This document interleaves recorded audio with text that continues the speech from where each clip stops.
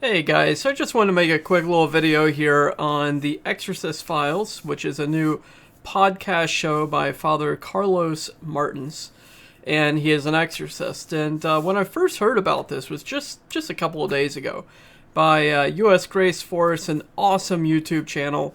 I'm a subscriber, been a long time subscriber, and I'm always intrigued by what Doug and Father Heilman and the guests that they have on, what they're talking about, and anytime I see Grace Force has a new video up, I load up my computer immediately, or I turn on the TV. I'm like, I gotta check this out, and I love that signature logo that loads up. And I'm not going to sing the song. I'm just not going to do it. Their intro, I love it, though. It's really awesome. So when I saw that they had Father Carlos on, I was like, interesting. He's an exorcist. And I'll be honest with you, up until this moment, I have not heard of Father Carlos Martins.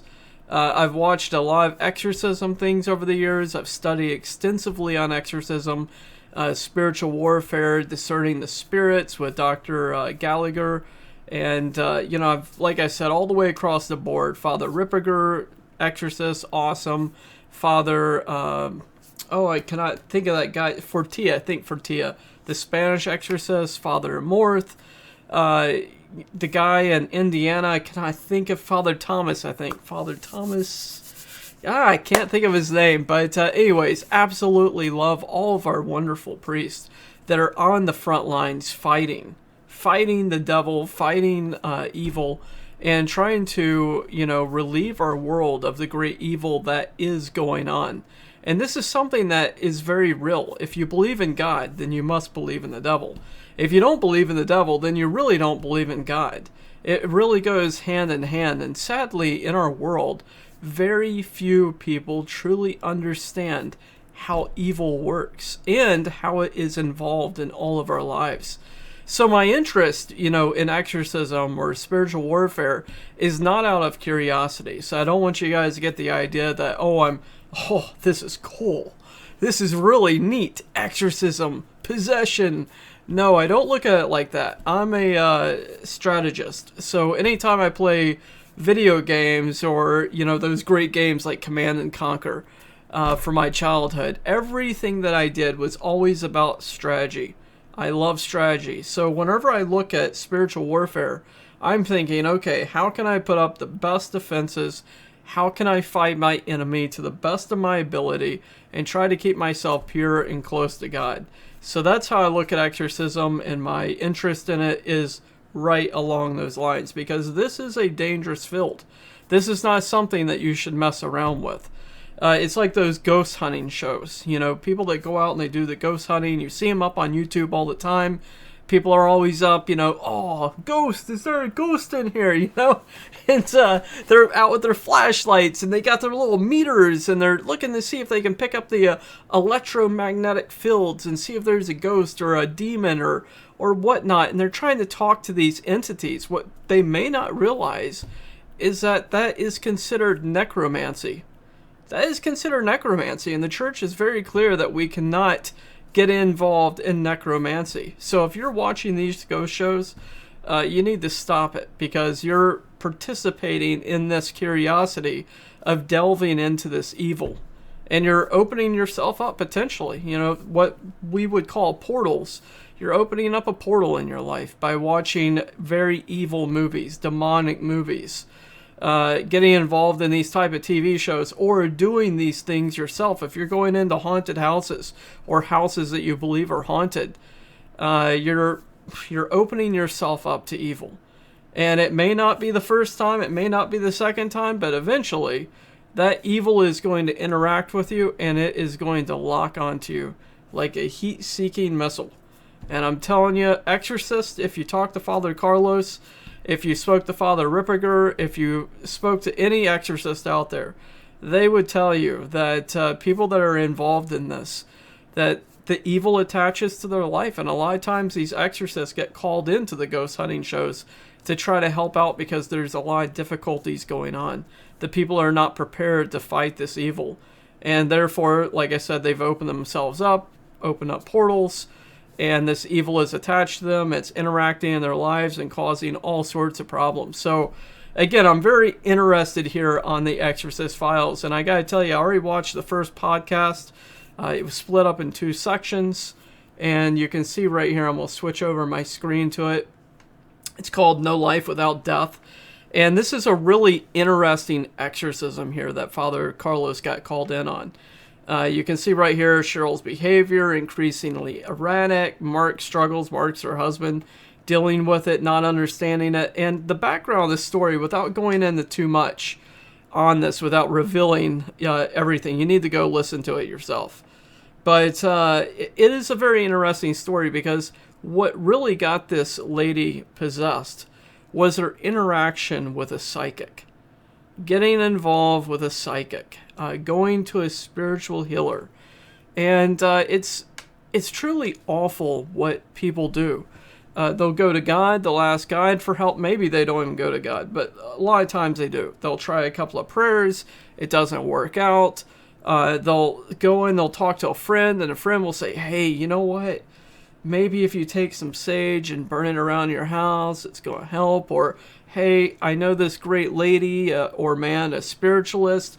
Why don't you go talk to them? Or, hey, head on down to your local psychic. You know, has that great hand, light outside on the door. Go in there, they'll help you out. And so many people do. And they have good intentions. A lot of them do. Most of them do, hopefully. They have good intentions, and they go in, and they get ensnared by the devil. Because these people, most of these people, do not have a natural gift from God. Now, I believe there is some people that may have a psychic ability. I don't want to go off on too far. I don't want anybody yelling at me on this, but I believe that some people do have gifts, spiritual gifts from God. Let's put it that way. A spiritual gift from God used for the good at no charge. You should never go in and say, well, it's going to be $50. Let me see what I can help you out with. If someone does have a gift from God, or they are open in a certain respect, then, I don't think that's inherently wrong. However, for a person that runs a spiritualistic place like that, spiritual healing, a psychic place, most of the time, these people are all working for the devil. They have a long lineage of history of evil in their lives. And they're getting that power from the devil. They're not getting it from God. They're getting it from the devil. They're doing all sorts of terrible things in there. And they're just infecting other people. They are like a live virus. Let me tell you a little story. My local church. I'm Roman Catholic, by the way. And at my local church, a couple of years ago, we had this African priest, Father Gapatus. I loved this guy. He was amazing.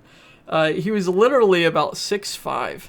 He was super tall, bulky, came from Uganda, I believe. And he was a great priest. I love this guy. So Father Gapatus came in, lived in our rectory for about 2 years. Our priest invited him in, and he was studying at Catholic University of America in Washington, D.C., and also, doing masses at our church and confessions. And I went in. Anytime I see a new priest come by my church, I immediately go in. I just hone in on them, go in and introduce myself, invite them over for dinner, and, get to know the priest, because most of the men that are priests are amazing. I've only had a few bad interactions in my life. Absolutely. Most of the time, 99%, you're going to run into a really amazing priest. So anyways, got to know Father Gapatus, and he was great. So as the years progressed and we got closer and we're talking about different stories, I mentioned exorcism and we got into spiritual warfare, and he was telling me about his time in Uganda as an exorcist working for his diocese. Now, African priests are known for exorcism. They are known for their spiritual warfare prowess. They're always involved in that in Africa. And Africa has a lot to deal with on exorcism, demonic, demonism, all it's really in their culture. There's a lot of that in their culture, a lot of darkness in their culture. So anyways, Father Gapatus was telling me the story that he got called out for a lady that was hearing voices. Now, this was in my local town of Warrenton, Virginia.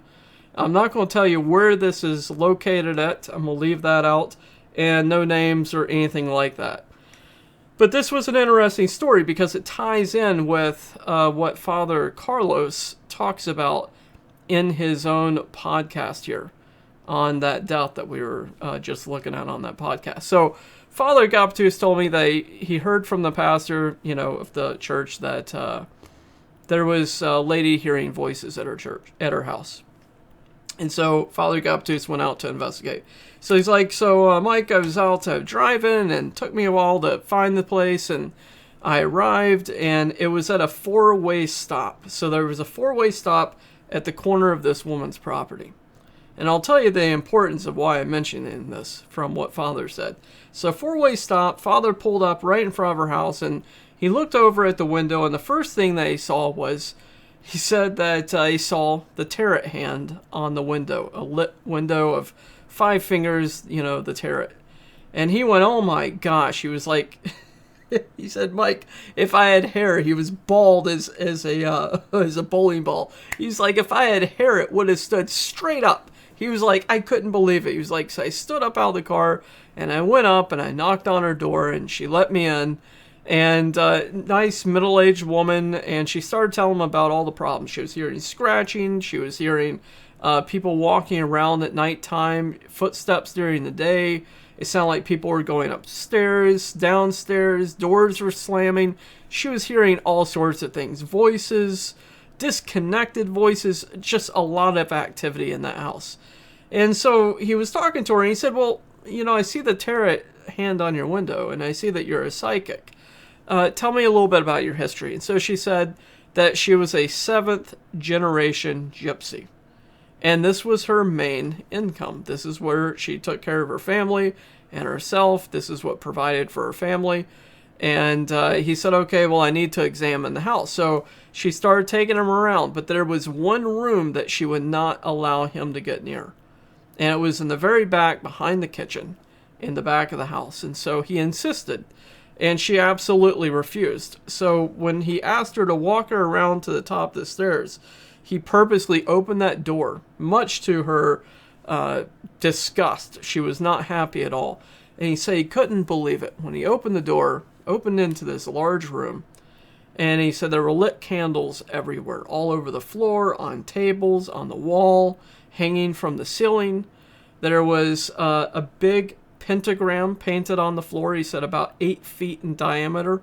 It was red. There were statues, Buddhist statues, other deities, Hindu gods and goddesses, statues all in the middle of this pentagram. There were candles all the way around the pentagram. Inside the pentagram, there was a plate with food on it. He said there were statues of the Blessed Mother and Jesus and saints, and he was like, oh my gosh, what in the heck is going on here? And so she quickly shut the door, and she shuffled him back up to the front of the house, and he said, you know what? He said, you've got to renounce all of this today. You got to renounce it all. You got to get rid of it all. And if you get rid of it all, you quit all this, you take it down from your window, you stop doing this, I will bless your house. And we'll have a confession, and I'll say a mass here, and we'll take care of your problem. And she got very upset at him, and she said, this is my main income. I told you, this is how I make money. This is how I support my family. I cannot stop doing this. And so he said, well, I cannot help you then. And she got very angry at him, and she yelled, said some rather bad things. So Father left, he got in his car, and he drove off. And when he got back to the rectory, he started doing an investigation on that home. And he looked up. The first thing that he looked up were the number of accidents, if there were any accidents, and then the number of accidents that happened at that house. And it turns out that in the previous 7 years, from the time that he got there, the previous 7 years, there had been a fatality every year at the crossroads right at the corner of her property. Blood sacrifice, demonism, Satanism. It was all connected. It was all tied together. He said it was really shocking once he looked into it. And this woman absolutely refused. She refused to give it up. She didn't want to stop it. The church never followed back up with her again. She never came back by the church. And it was very sad because she was not willing to let go of that for that power that she was getting. And it was all tied to that psychic. She was a psychic. It was all tied to that inner family history. And the same thing with the Exorcist Files here with Father Carlos. That is exactly how this woman got to possession. She went to a psychic. She followed what the psychic told her to do. And she ended up getting possessed through that. And this is something that we've got to really avoid as Christians, as Catholics, as anybody in our life. We need to avoid this. You never put yourself in those situations. And most of our problems in our life is because we've stuck our finger in the bee's nest and we've gotten into that trouble ourselves. So I'm really intrigued, like I said, here on the Exorcist Files, on Father Carlos Martins, what he's going to be sharing through his exorcisms, these reenactments. And like I said, it's going to be very interesting. So I'm intrigued. I'm looking forward to the next podcast. I believe it's next week is podcast number 2 coming out. And in this one, he really laid the groundwork. And what I mean by that is he laid down the rules of how he's going to go into this engagement, how people got possessed, how people, allowed the devil into their life, and then how he, as an exorcist, handles this. Because most of the time, there's 4 levels to possession, to getting possessed. There's infestation, there's oppression, there's obsession, and then there's possession. And I may have that number 2 and number 3 backwards. But possession's the very last one. And it's very rare for a person to really get possessed. A true possession. I think most people would suffer an infestation, obsession, oppression. But to truly get possessed, I think that's a very rare thing. At least it was in the past. I would say that's a lot more now. I'd say more people are getting possessed now because we've lost our faith in God. The whole world is full of occult. Here in Northern Virginia, I'm told that we have one of the largest witch covens on the East Coast. One of the largest covens of witches right here in my main area. And I do know this because I know a lot of people that are into Wicca and into Satanism and all sorts of stuff. All sorts of crazy stuff going on.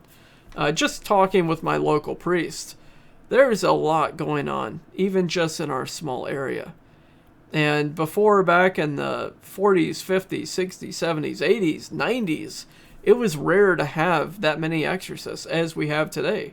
I believe every diocese now has at least one exorcist, some two. I know there's multiple exorcisms going on here in my local diocese of the Arlington Diocese, I've heard.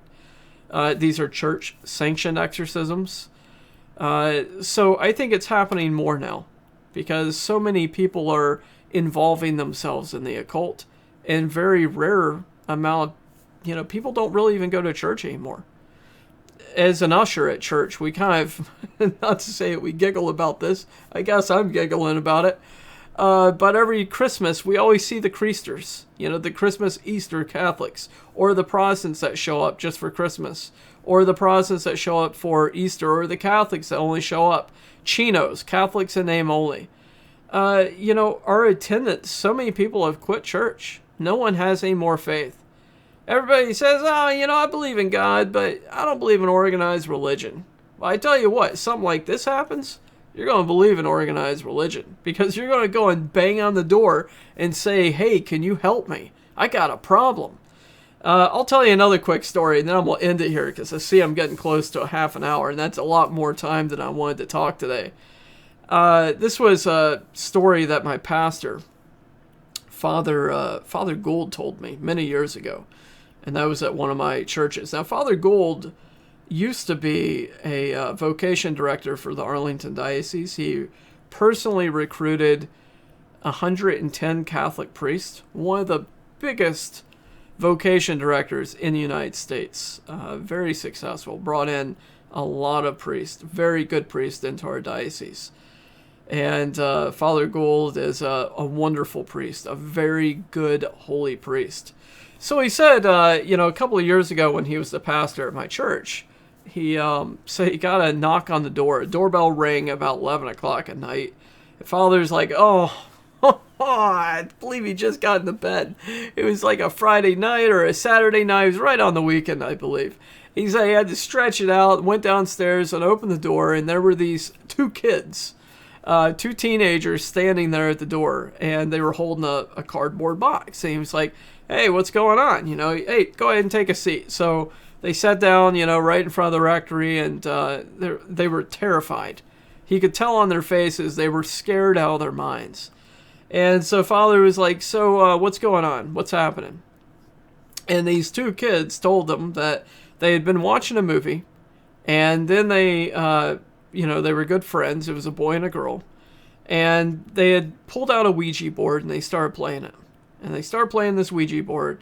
And they said the Ouija board told them they were both going to die that night. And they were terrified. And it went in and told them what type of deaths they were going to have. And it scared them to death. And so they immediately came down and woke Father up and got him down. And he's like, well, I'm curious, why did you come to me? What religion are you? And I believe the young man was a Baptist, I believe. And the girl, I believe, was a Methodist. But neither of them really went to church. And he's like, why did you come to me? And why didn't you go to your own pastor? You're just curious. And they said, well, anytime you watch a movie, anytime there's a demon possession or demonic activity, there's always a Catholic priest. So we figured you would know what to do. And Father kind of chuckled to himself, and he thought, okay, no problem. Let's go ahead and get this taken care of. So he blessed the Ouija board, like put holy water on it. When I say that, put holy water on it. There was a burn barrel in the back of the church. So they went back there, dropped it in, and burned it. And then he prayed over both the boy and the girl, and prayed over them, said some prayers with them. They were calmed, completely calm at that point. He said, you know what? He was like, the devil's a liar. You're going to be just fine. Go home tonight and just, be safe. Don't do this ever again. Do not ever play with. And they were terrified. No, we'll never touch another Ouija board. No, we'll never do this again. And he sent them on their way. And he kind of chuckled and he said, it's always interesting because as much hate as we get as Catholic priests from people, at the end of the day, where do they go? They go to the Catholic Church.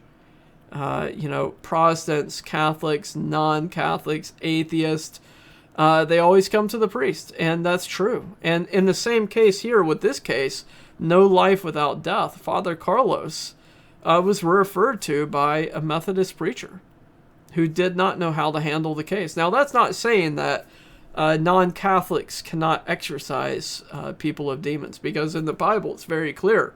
Our Lord said that anybody that uses his name can exorcise a demon. If you remember, the apostles got really mad because someone that wasn't even with them was casting out devils in Jesus' name. And Jesus made it very clear that anybody that uses his name can, in that regard, cast out. So it's not just, only Catholics. You can only go to Catholics. But the Catholics are known for exorcism. We're known for the rites. We're known for really taking care of the situation like this. So this is why it's very intriguing where Father Carlos is going to go. And I highly recommend it. If you're interested in this, even if you just got your curiosity piqued just a tad bit on this, on exorcism and whatnot, go down here. Just click on the main page, which is exorcistfiles.tv. You got to make sure it's .tv and not .com. .com goes somewhere else. Go to exorcistfiles.tv. You can see it right here. All the information: iHeartRadio, podcast, Apple, Google, Spotify. I, of course, clicked on Google. And make sure you subscribe to their channel so you can get their latest information, latest podcasts. And just come in and, listen to case number 1, part 1, and then part 2. And you're not going to be disappointed because they do an excellent job. The guy that is behind this did an excellent job. Hopefully they'll go to video format at some point because I think a video reenactment would be excellent. But as someone that's listened to a lot of radio podcasts and different things like that throughout my life, this is also very, very good. It's very good. So yeah, give it a shot. Go down, listen to it, subscribe to it. You're not going to be disappointed. He gives some great tips in here. Father Carlos does. He interjects himself into the story while they're going through it, and it's excellent. So if you're here because you were looking for the Exorcist Files and a review on this, I hope you go and, like I said, I hope you subscribe and support them. They have an excellent opportunity here to reach a lot of people about this. And if you're doing anything along the lines of spiritualism, stop it now. This is not something to mess around with. Call the experts. Get a priest involved in your life. Do not try to take on the devil by yourself. You'll only get yourself in trouble. So with that note, I'm going to go ahead and close out this video. But I hope you check out the Exorcist Files. And I'm totally looking forward to what Father Carlos comes out with next. All right, guys. Take care. God bless. Bye.